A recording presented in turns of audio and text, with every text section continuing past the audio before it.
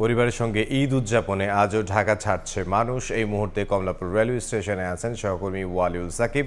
সরাসরি যাব তার কাছে।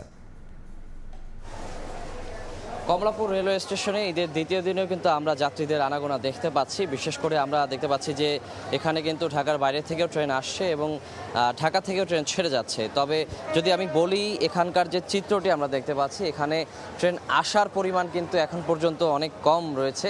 বিশেষ করে এই মুহূর্তে আমরা একটি ট্রেন আসতে দেখেছি, যেটি হচ্ছে যমুনা এক্সপ্রেস। এটি কিন্তু জামালপুর থেকে ছেড়ে এসেছে এবং বলা যায় যে খুব বেশি দূরত্ব থেকে কিন্তু এটি আসেনি।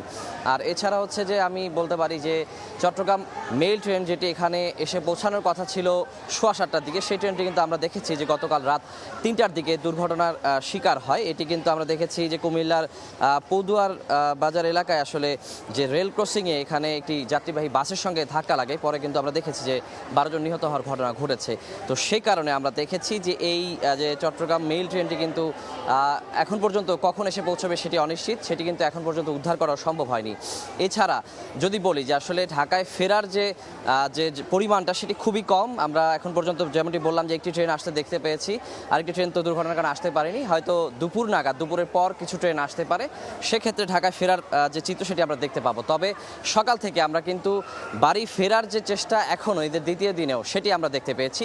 আমরা বেশ কয়েকটি ট্রেন কিন্তু সকাল থেকে ছেড়ে যেতে দেখেছি এবং মোটামুটি চাপ আমরা দেখতে পেয়েছি যে অনেকেই বলছেন যে তারা যখন যে ঈদের আগে যাওয়ার চিন্তা করেছিলেন কিন্তু টিকিট কাটতে পারেননি, অনেকের টিকিট থাকার পরেও কিন্তু আসলে ট্রেনে উঠতে পারেননি, সেসব মানুষরা কিন্তু ঈদের দ্বিতীয় দিনটিকেই বেছে নিয়েছেন।